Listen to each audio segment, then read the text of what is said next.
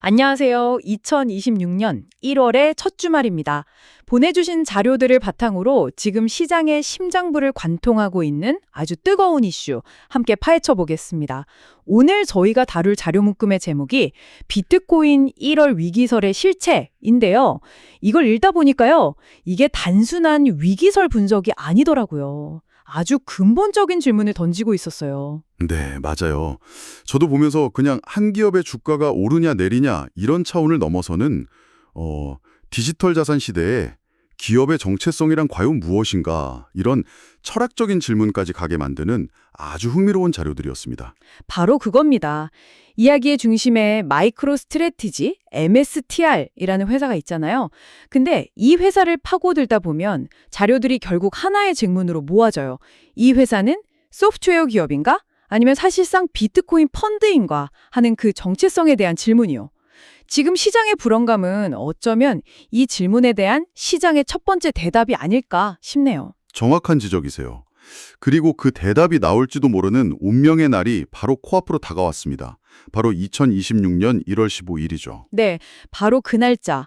자료 곳곳에서 이날을 D-Day라고 표현하면서 긴장감을 엄청 불어넣던데요. 1월 15일, 대체 무슨 일이 있길래 시장이 이렇게 숨을 죽이고 있는 걸까요? 그날이 바로 세계적인 주가지수 산출기관인 MSCI가 MSCI의 산업 분류를 최종 결정해서 발표하는 날이거든요. 현재는 MSCI가 MSTR을 소프트웨어 기업으로 분류되어 있는데요. 이걸 사실상 비트코인 보유 전문회사, 그러니까 일종의 펀드로 재분류할 가능성이 아주 높게 점쳐지고 있는 상황입니다. 아, MSCI라면 전 세계 그 거대 펀드들이 투자 쇼핑 목록처럼 쓰는 바로 그 지수 만드는 곳이죠. 그럼 이게 마치 미슐랭 가이드에서 어떤 식당을 프렌치 정통 레스토랑으로 불렀다가 갑자기 길거리 푸드트럭으로 바꿔버리는 거랑 비슷하겠네요. 프렌치 레스토랑에만 투자하기로 한 펀드들은 규칙 때문에 어쩔 수 없이 다 팔아야 하는. 비유가 아주 정확합니다. 바로 그 기계적인 매도가 공포의 핵심이에요. MSCI 지수를 추종하는 수많은 패시브 펀드들은요, 자기들 의지랑은 전혀 상관이 없어요. 오직 분류가 바뀌었다는 그 이유 하나로 MSTR 주식을 강제로 팔아야만 하는 거죠. 지금 주가가 계속 떨어지는 것도 이 강제 매도 폭탄이 터지기 전에 먼저 빠져나가려는 자금들 때문이라고 볼 수 있습니다. 잠깐만요. 뭐 어제 오늘 일도 아니고 벌써 몇 년 됐잖아요. 근데 왜 하필 지금 와서 MSCI가 얘네 소프트웨어 회사 아니었네? 하면서 갑자기 태도를 바꾸려는 걸까요? 뭔가 계기가 있었나요? 아주 좋은 질문입니다. 그 배경에는 MSCI가 최근에 새로 도입을 검토 중인 규정이 하나 있어요. 자료에 따르면 총 자산의 50% 이상이 디지털 자산이거나 자산 비축이 주요 사업 계획인 회사는 지수에서 제외한다는 내용이 포함되어 있습니다. 근데 MSTR은 자산의 90% 이상이 비트코인이니까요. 이건 뭐 사실상 이 규정의 명백한 타겟이라고 볼 수 있죠. 50% 기준인데 90%라니? 이건 거의 MSTR을 저격하려고 만든 규칙이라고 해도 믿겠는데요. 그렇다면 만약에 1월 15일에 정말로 퇴출이 결정된다. 그러면 그 충격 규모는 어느 정도로 봐야 할까요? 자료에 구체적인 숫자가 나와 있죠. 네, JP모건의 분석이 인용되어 있습니다. 시나리오별로 좀 다른데요. 만약 MSCI 지수에서만 퇴출된다고 가정하면 약 28억 달러, 우리 돈으로 한 3조 7천억 원 정도의 매도 물량이 나올 걸로 보고 있어요. 3조 7천억 원도 정말 어마어마한 금액인데 왠지 여기서 끝이 아닐 것 같은 불안한 느낌이 드네요. 맞습니다. 그게 시작일 수 있다는 게 더 큰 문제죠. 시장이 진짜 우려하는 건 연쇄 반응이거든요. 나스닥 100 같은 다른 주요 지수들까지 MSCI가 뺐네. 그럼 우리도 빼자 하면서 동조하기 시작하면 그 매도 규모는 최대 100억 달러, 우리 돈으로 약 13조 원까지 불어날 수 있다고 경고하고 있습니다. 13조 원이요? 와, 제가 어제 저녁 뭐 먹을지 고민한 게 갑자기 너무 하찮게 느껴지는 액수네요. 13조 원의 매도 폭탄이 한 기업에 쏟아진다. 시장이 이걸 버텨낼 수 있을까요? 이걸 듣는 순간 MSTR 주주가 아닌 저조차도 잠깐, 그럼 내 비트코인은 괜찮은가? 이런 생각이 스치거든요. 이 불똥이 과연 어디까지 튈까요? 바로 그 지점이 이 사태의 핵심 관전 포인트입니다. 자료는 크게 두 가지, 아주 상반된 시나리오를 제시하고 있어요. 시장이 가장 두려워하는 최악의 흐름부터 먼저 말씀드려야겠죠? 네, 어디까지 망가질 수 있다고 보는 건가요? 자료에서는 이걸 블랙스원의 가능성이라고 표현합니다. 블랙스원이라는 게 누구도 예상 못했지만 한 번 터지면 시장 전체를 그냥 뒤흔드는 그런 사건을 의미하잖아요. 시나리오는 이렇습니다. 먼저 13조 원 매도 폭탄으로 MSTR 주가가 폭락해요. 그러면 시장은 자연스럽게 이 회사 빌린 돈은 제대로 갚을 수 있나? 이런 의심을 품게 되죠.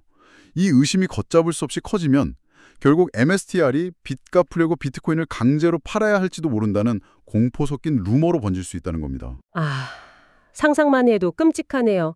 MSTR이 가진 비트코인이 전 세계 발행량의 3.2%에 달하는 67만 개라고 하니까 이 물량이 시장에 던져진다는 그 공포감만으로도 비트코인 가격은 엄청난 충격을 받겠네요. 그렇습니다. 그게 바로 최악의 시나리오. MSTR이라는 한 기업의 위기가 비트코인 시장 전체의 위기로 전이되는 경우죠. 듣기만 해도 심장이 철렁 내려앉는 이야기인데 분명 반대 시나리오도 있겠죠. 자료에 비트와이즈 같은 분석가들의 다른 의견도 있었거든요. 네, 물론입니다. 정반대 시나리오도 존재해요. 바로 이미 가격에 충분히 선반영되었다. 즉, priced in이라는 긍정적인 관점이죠. 이건 MSTR의 퇴출 리스크가 지금 시장 참여자라면 누구나 아는 공개된 악재라는 전제에서 출발합니다. 비밀 정보가 아니라는 거예요. 아, 모두가 아는 악재는 더 이상 악재가 아니다, 뭐 이런 말이군요. 비슷한 맥락입니다.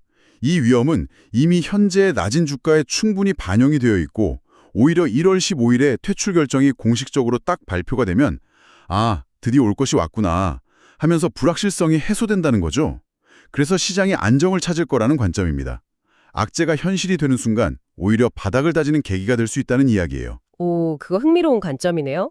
현재 비트코인 가격이 89,000달러에서 95,000달러 사이를 횡보하고 있는데 어쩌면 이 MSTR 리스크가 8만 달러라는 중요한 심리적 지지선을 시험하는 그런 계기가 될 수도 있겠군요. 정확합니다.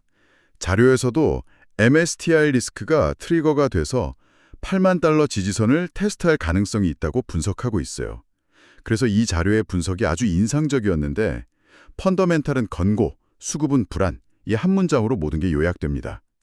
비트코인 자체의 가치는 변한 게 없는데 MSTR이라는 거대 변수의 수급 문제가 전체 판을 흔들고 있다는 거죠. 그렇군요. 근데 들어보니까 모든 시나리오가 퇴출을 기정사실로 놓고 분석하는 것 같아요. 만약에, 정말 만약에요, 1월 15일에 모두의 예상을 깨는 반전이 일어난다면요? 바로 그 점 때문에 이 사태가 더 흥미진진해집니다. 반전의 가능성 존재하죠. 한번 생각해 보세요. 지금 대부분의 시장 참여자들은 퇴출을 예상하고 주식을 팔거나 심지어 주가 하락에 베팅하는 공매도를 하고 있단 말이죠. 그런데 만약 1월 15일에 MSCI가 MSTR의 지수 잔류를 결정한다. 혹은 좀 더 고민해 볼게라면서 결정을 몇 달 뒤로 미룬다면 어떻게 될까요? 와, 그건 정말 예상 밖의 시나리오인데요. 그렇게 되면 시장이 완전히 반대로 움직이겠네요. 네. 그동안 주가를 억눌러 왔던 매도 압력이 한순간에 사라지고요. 주가 하락에 베팅했던 공매도 세력은 손실을 줄이려고 허겁지겁 주식을 다시 사들여야 합니다. 여기에 새로운 매수세까지 폭발적으로 유입되면서 아주 강력한 숏 스퀴즈 랠리가 나타날 수 있어요. 주가가 단기간에 V자 형태로 급등하는 현상이죠. 알겠습니다. 시나리오들이 정말 엎치락뒤치락하네요. 자, 그럼 이제 가장 근본적인 질문으로 돌아가 보죠. 여러 시나리오가 있지만 아마 이걸 듣는 분들이 가장 궁금해하실 부분일 겁니다. 그래서 이 모든 사태로 MSTR이라는 회사가 정말로 파산할 위험이 있는 건가요? 주가가 이렇게 떨어지는데 회사가 버틸 수 있을까요? 이것이 핵심 체크포인트입니다. 그리고 이 질문에 대해 자료는 비교적 명확한 답을 제시하고 있어요. 결론부터 말씀드리면 MSTR의 실질적인 붕괴 위험은 현재로서는 낮다고 분석합니다. 오, 의외네요. 그 근거는 뭔가요? 그 근거는 회사가 보유한 비트코인의 평균 매수 단가, 우리가 흔히 말하는 평단가에 있습니다. 자료에 따르면 MSTR이 보유한 67만 개 비트코인의 평균 매수 단가가 약 74,997달러입니다. 74,997달러, 거의 75,000달러네요. 이 숫자가 왜 그렇게 중요한가요? 이게 의미하는 바는 아주 명확합니다. 비트코인 가격이 75,000달러 아래로 떨어지지 않는 한 MSTR은 보유한 비트코인에 대해 장부상으로는 손실해 보지 않는다는 뜻이거든요. 현재 비트코인 가격이 9만 달러 근처에서 움직이고 있으니까 아직은 상당한 이익 구간에 있는 셈이죠. 주가가 아무리 떨어져도 회사가 가진 핵심 자산의 가치는 여전히 굳건하다는 겁니다. 아, 그렇군요. 주가 하락이랑 회사의 자산 가치 하락은 다른 문제인데 아직은 자산 가치에 충분한 완충지대, 그러니까 안전마진이 있다는 거네요. 이해가 됐습니다. 그럼 이제 이 복잡한 퍼즐 조각들을 한번 맞춰봐야 할 것 같습니다. 네, 이 복잡한 상황을 종합해서 큰 그림을 그려볼 시간이죠. 정리해보겠습니다. 보내주신 자료들을 종합해보면 다가오는 1월 15일은 비트코인 강세장의 끝을 알리는 신호탄이라기보다는 MSTR처럼 소프트웨어 기업이라는 본업보다 디지털 자산 보유가 사실상 주력 사업이 돼버린 무늬만 기업들에 대한 시장의 혹독한 검증일이 될 것이다. 이게 핵심 결론인 것 같습니다. 자료의 마지막 문장이 아주 인상 깊었어요. 폭풍우가 지난 뒤 진짜 승자가 가려질 것입니다. 순위 암호화폐 시장의 하나의 해프닝을 넘어섭니다. 이건 우리에게 훨씬 더 근본적인 질문을 던지게 만들죠. 아, 저희가 처음에 이야기했던 바로 그 질문이군요. 네. 오늘 이 논의를 들으신 당신께서 한번 진지하게 생각해 볼 만한 질문은 바로 이것입니다. 기술 기업과 자산 보유 펀드 사이의 경계가 점점 흐려지는 시대에 우리는 기업의 가치를 어떻게 평가해야 할까요? MSTR은 소프트웨어로 돈을 버는 회사일까요? 아니면 비트코인의 가치 변동에 따라 움직이는 거대한 펀드일까요? 어쩌면 둘 다일 수도 있겠죠. 이 디지털 자산 시대에 기업이란 과연 무엇을 의미하게 될까요? 정말 중요한 질문이네요. MSTR은 그 질문에 대한 시장의 첫 번째 시험대가 된 셈이고요. 그렇습니다. MSTR의 사례는 앞으로 우리 모두가 마주하게 될 더 큰 논쟁의 서막일지도 모릅니다. 이번 사태를 통해 시장에 어떤 답을 내놓을지, 그리고 그 답이 미래의 기업 가치 평가에 어떤 영향을 미칠지 지켜보는 것은 매우 흥미로운 일이 될 겁니다.